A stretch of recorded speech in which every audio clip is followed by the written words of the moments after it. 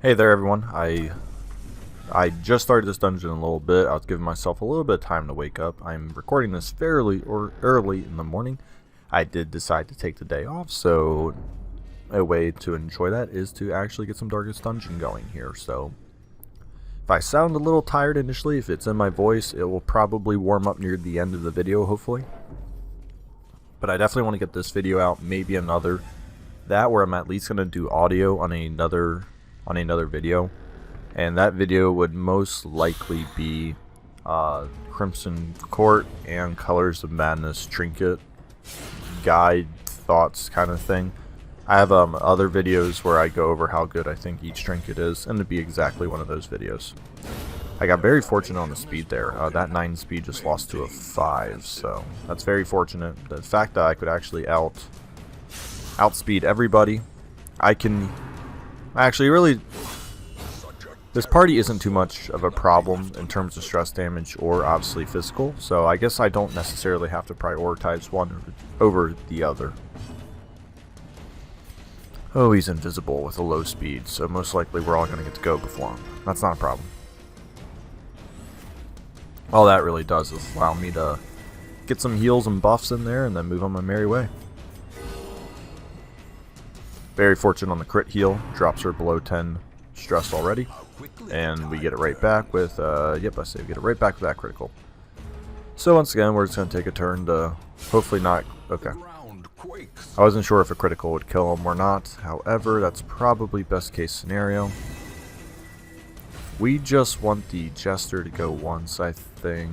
I have a feeling the Vestal is going to take a lot of, personal pressure, because she's still a resolve 3, the rest are 4, and I am going to finish him before he gets another crit going.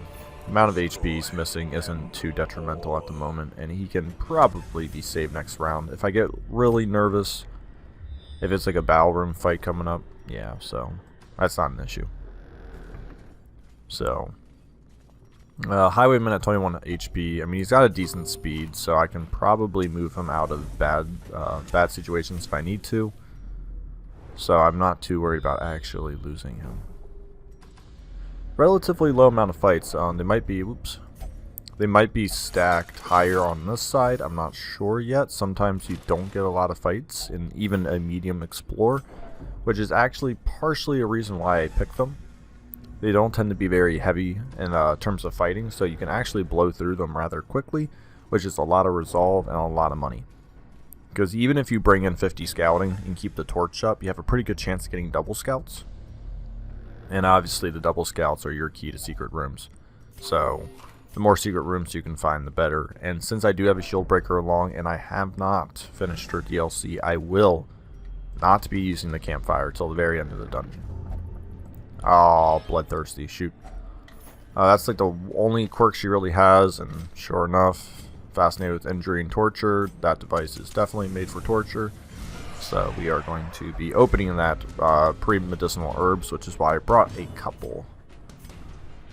We're just going to try to get rid of the gladiator. That way we can throw literally everything at the slavering ghoul here. He'll probably get a har off, and we're just going to have to accept that as is. If I get a lucky stun.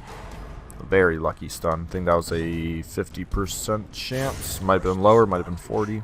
We can double check. I think it was a 40%, right? Oh no, it was a 50. Okay. Might as well start getting my damage in. Just try to blow him up as quick as possible. Probably not going to happen unless I get a critical here. No, so he's going to get to go, which is fine.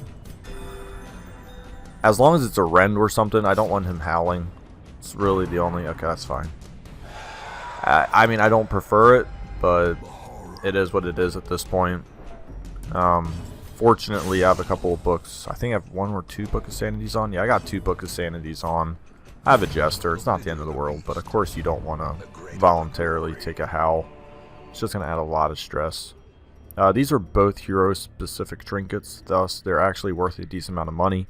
I'm keeping the Blights for the Nightmare. Do I need the deeds? I just did the bus transfer. I don't think I need that 1,000 grand. I think eventually I might upgrade the stagecoach. I might. Thus, ooh, double shovel.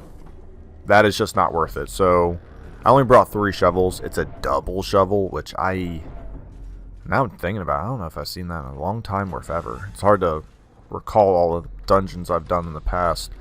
But you can always skip up to, I believe, 2 dungeons without a secret room. 3 if you do have a secret room. So sometimes this is why scouting's so crucial. Even if you don't get your double scouts, seeing that alone is like, okay, we're done. Just back out. We don't want anything to do with that. Let's move on. So yeah, a double shovel would bring me down to 1. So if there's 2 over here, I'm digging through my hands with my hands already. And it's also a battle room, which can always be a interesting situation in terms of fighting. So we're just gonna cut our losses there. Say, you know, it's not worth it. And also, the dungeon layout I got is one of the worst for secret room scouting. Because you prefer boxes when you secret room scout. Because if you get a double scout, it pretty much grows like an infection. I mean, it goes in all 4 directions. When you get a double scout here, it only goes in 2. And it's very long, so you have to constantly rely on double scouts. Which I think I only got 1 or 2 anyways. But in case I would have even got 4 or 5, there's a very high chance I would have never seen the secret room in this dungeon. Now, my luck has been absolutely great with secret rooms. So there's still a strong possibility a double scout here. I mean, any of these 4. And it exists within this limit right here. That is about half the dungeon. A little under, I would say, but it's about half. So it's not terrible. It's not unimaginable that it would exist somewhere in here. I don't mind if my heroes stay right around 15 stress, actually, because when I eat with the campfire, they're going to reduce down to 5 because of the way I'm going to do my campfire. So really, with everyone being around 20 is oddly very annoying.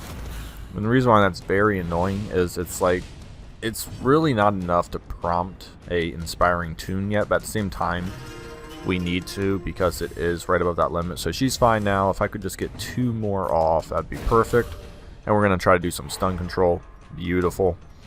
This will allow me to probably get 1 more off on the Jester himself. The Highwayman is always last because of his kill potential. Obviously, kills and crits grant you stress relief. And he is pretty much the king of both at the moment. So, sadly not showing his prowess there, but she is. So once again, she's at 9 now. So really, if we just make it 1 more turn for an inspiring tune, we're going to be more than okay. So this is how you kind of manage your party across the board. You don't need to focus on getting everyone at 0 if you have a campfire. You just kind of want to do that long term. There we go. There's the crit. There's the kill. -3 stress. Perfect. Fortunately, I've been getting a lot of keys, so we can just key this open. I'm getting a variety of stuff, which isn't the end of the world, but it does make it a little hard to jam pack it in here. I don't think I need bust, not dust. We're gonna try for a swap out. One more emerald would grant me more money than a trinket, but as it stands now, I did just lose, I think, 400 gold. Alright, when I get to that room, this dungeon's effectively over. And thankfully for me, there's actually a double trap. Thankfully, I scouted it, but since I did scout it now, it's very good because I get to benefit from some stress relief on the Highwaymen specifically, which puts everyone in prime time position to be very safe.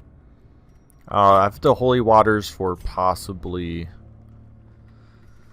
6 crests. I just don't think are worth it, so I'm going to do that for now. Once I get rid of the campfire and this torch and the stack of food, everything's going to really open up. So I will come back for this loot later. Alright, as I'll say, don't want that stun to go through, but it's not the end of the world. We do want to kill her off in the back, though. At this rate, I want to reduce stress. So I know I said at the very beginning of the dungeon, I'm very capable of taking care of stress. The further you get in the dungeon, the more you want to prioritize stress damage dealers. And the reason for that is because once you get to the end of the dungeon, you get less chances for fights, obviously. And that means less chances to reduce stress. So if you take a lot of stress at the end, it is not nearly the same as taking a lot of stress in the beginning. So we're at the point now where we definitely need to reduce our stress intake now. Now, as I said, we do have the campfire, so we will be mostly okay. However, and I am actually going to do that. I don't want her. And actually, since she's marked, we're going to do this. She'll still take bleed if it goes through, but now we just pretty much created a target to attack twice with no damage and probably no bleed. It is obviously a 33% increase. Alright, she's going to take 4 attacks. Fortunately for that dodge, she will take all 3, not die. He won't tick out. Okay. So perfect. She soaked up 3 attacks. No damage. And we can just keep on moving here. With such a strong ability, I really don't want to hit him. There we go. So we definitely want to go someone with more HP if we're going to Wicked Slice. He can definitely now do a stress heal. Once again, we are back down below 10 on everybody. This is optimal. And we are just going to kill him because he will do the stress damage and stuff. Flash of Tail isn't too bad. It can crit. It obviously can stun. I'm not too worried about stuns. The critical strike is obviously something we didn't want, but fortunately for us, we are good to go. The Jester can even Inspiring Tune one more time if we get there, which we don't, which is fine, because it really wasn't going to do an extraordinary amount of healing-based abilities. So, another double scout. Alright, now we know I definitely missed it over here, which is fine. I had a feeling that with missing that many rooms, it probably wasn't going to be the secret room dungeon for me, but that's also okay, because I've gotten many. I've also managed everything else pretty well. So we're going to continue, come back up here, pop a key. Then we can get rid of the torches and the keys, and then obviously campfire, use the food, which would pretty much assure that I'm going to have more than enough slots for what this is going to offer here. So I almost messed that up. I almost did not turn off the torch. That would have been not a huge... I thought, okay, I guess after fight, that's right. After fights, not curios, you can do that trick. We don't need the shovels, though. And we sadly kind of messed up on the emerald. I still want to keep the blight around. It's 3 busts, not a huge problem. Let's do this. Let's pop all the food. Everyone is capped, which means we can get rid of the food during the fight. I'm going to pop my holy waters now. I think I missed it. I don't think she said anything. So we should not be expecting a yeah, I don't think we're expecting a campfire fight. Yeah, okay, well, sometimes it comes, sometimes it doesn't. We're gonna see what this last curio is and call it a day. Very good dungeon. Once again, exiting with very low amounts of stress, so it's a good time. Whenever you can leave with 0 stress almost on everybody. An okay pile of loot. Okay. Yeah, it'll be about like what? How much does this give me? It'll be about 15,000, I think. Close 14. So 14,000, not terrible. I'll resolve 5, which is I wanted Red Plagued, Fear of Eldritch. That's gonna have to get rid of. All right. We would have preferred only one individual going to the sanitarium. Obviously, just for money's sake. The weeks aren't too important yet, but the Red Plague, yeah, we just can't have that. And Scarf, Fear of Eldritch. Quick Reflexes would be nice to lock in. But I don't think it's gonna... jeez, man, that's a lot.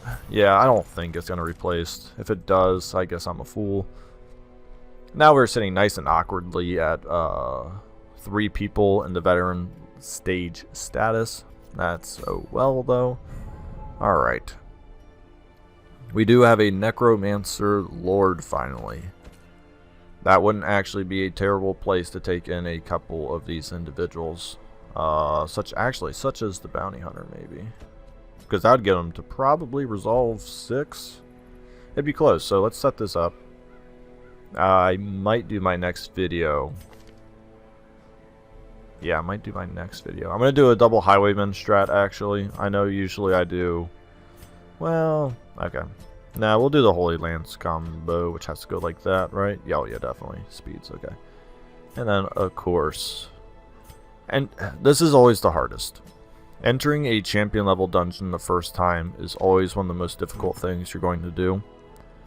Because that's when possibly all your heroes may not have their max skills and stuff. Now, fortunately for me, as I keep saying over and over and over again, I've had much success in getting a lot of money, so I will actually be able to purchase the latest and greatest on everybody, except for the bounty hunter due to level restriction. So there we go. Yeah, it's expensive, but we're pretty much there. All right. Yeah, I'm gonna stop this video here, but that does not mean there will not be another video coming out shortly. So stick around. It will be the beginning of champion level, starting out with the boss, as I won't say in traditional fashion, but in a good fashion. Veteran has pretty much ended. I don't necessarily need the Antiquarium or the Vestal to be brought up, so I will probably leave those two at Resolve 3 and 4. Thank you so much for watching. Enjoy your day. Enjoy your weekend. Like and subscribe below if you like the channel.